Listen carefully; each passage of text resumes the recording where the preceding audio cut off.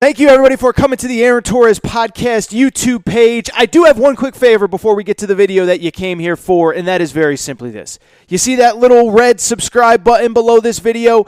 Go ahead, smash that subscribe button.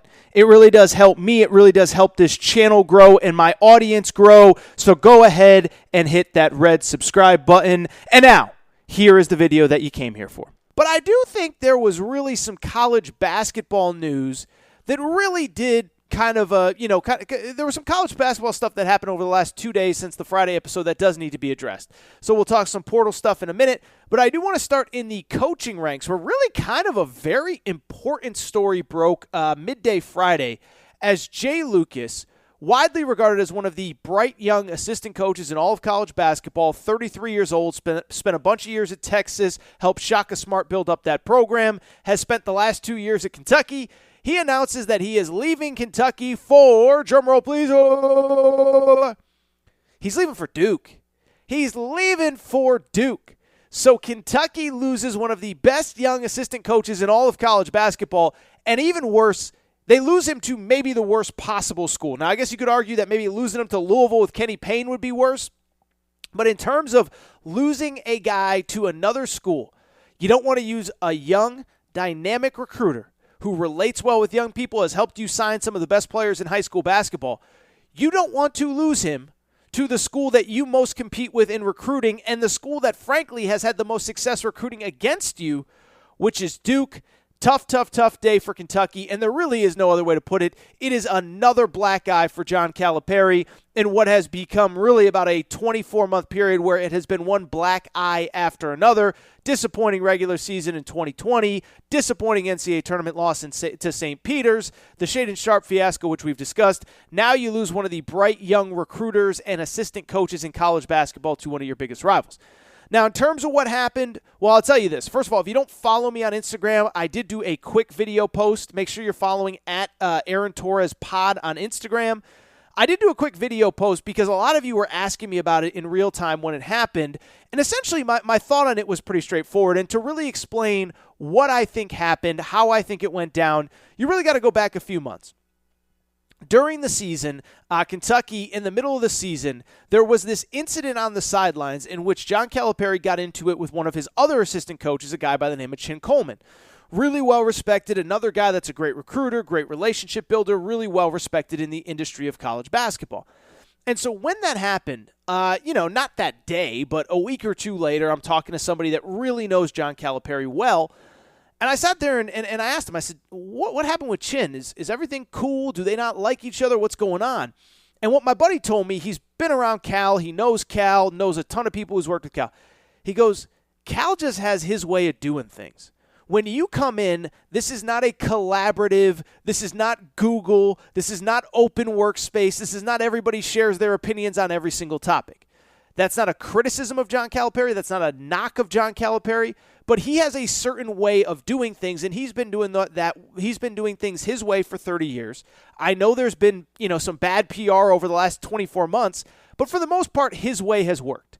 And so there are a lot of coaches that have worked under him long enough to kind of understand that. Orlando Antigua right now, obviously Kenny Payne, the current Louisville head coach who worked under him for years. There's a lot of guys that just kind of understand how Calipari operates.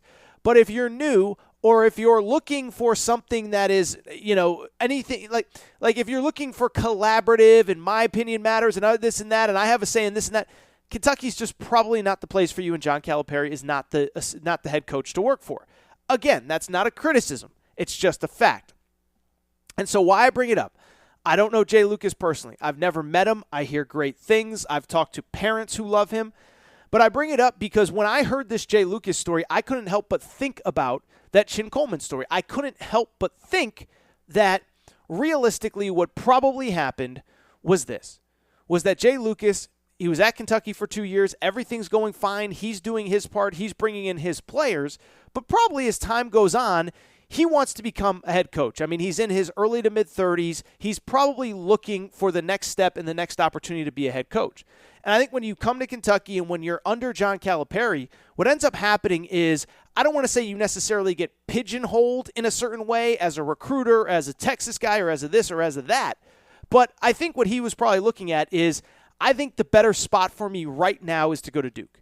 My next real step in my career is to become a head coach, and I'll probably get to do more stuff at Duke than I will under John Calipari at Kentucky. If I stay at Kentucky, I know how it's going to be done. If I go to Duke, I'm working for a young head coach, first-time head coach, never been a head coach before. It's probably, to use the word that I used a minute ago, it's going to be more collaborative. I'm going to be more involved. I'm going to have more of a say in things. I'm going to have more of a say in which players we recruit, how we offer them, when we offer them, what time we offer them, how practices run. Jon Scheyer seems to be probably more open to outside ideas than John Calipari will do. Again, doesn't mean John Calipari's bad, doesn't mean Jon Scheyer's good. It's just a fact, and that would be my guess as to why Jay Lucas decided to make this decision. At the end of the day, he's young, wants to be a head coach. He did his 2 years at Camp Calipari, and now it's time to see how other things are done and really take the next step and develop and evolve as a coach and not just as a recruiter. Now, in terms of what it means in the bigger picture, I'll say a couple things. I think, one, it's obviously a huge win for Duke. And I'll say this about Jon Scheyer. I know we want to crush Duke and make fun of Duke, and Duke stinks, and they're the worst, and blah, blah, blah, and this and that and whatever. What I can tell you is I've talked to a few people that have really been around Jon Scheyer. Another guy I'm not going to claim that I know, claim that I have great insight into, but I've talked to people that have been in interviews with him, that have been around him. They say he's a real dynamic guy. He relates well to young people, old people, kids, parents, African-American, white, whatever. And you look at his track record as a recruiter, it reflects that. I think a lot of people thought when Jeff Capel left Duke that Duke was really going to struggle to sign those elite players. Jon Scheyer delivered. And not only did Jon Scheyer deliver, as we discussed a few weeks ago, you could argue Duke recruiting has gotten better since Jon Scheyer has taken over.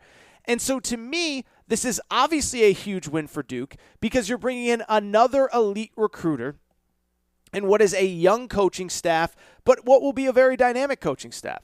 I think they're going to be aggressive. I think they're going to be fearless on the recruiting trail. I think Duke's going to continue to recruit at a level that nobody else does, that Kentucky doesn't recruit at, that Arkansas doesn't recruit at, that UCLA doesn't recruit at, that Arizona doesn't recruit at.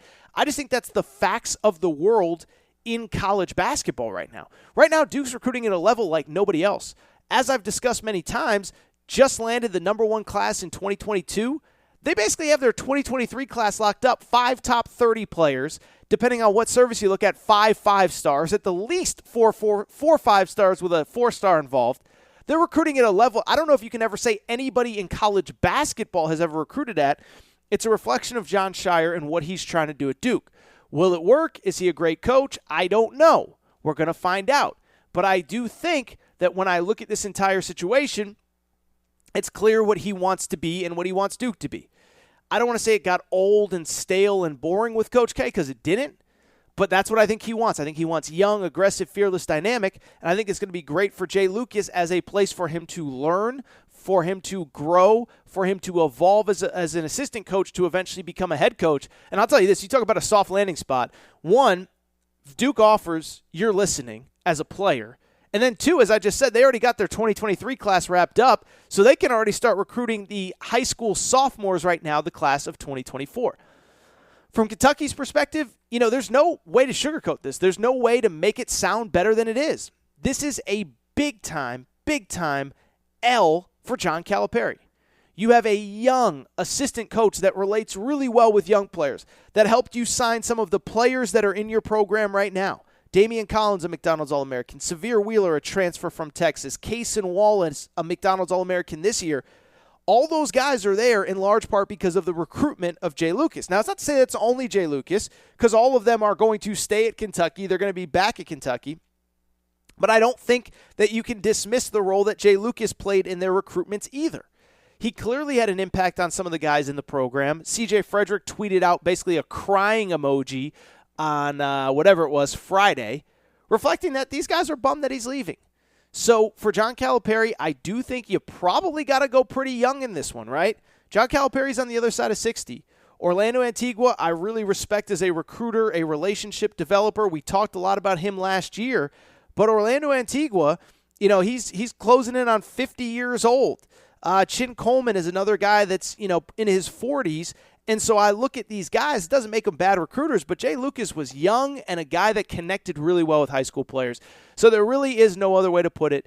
It's not to say that things are going to what for Kentucky. It's not to say they'll never sign a 5-star again, but it's just another ding in the Calipari resume.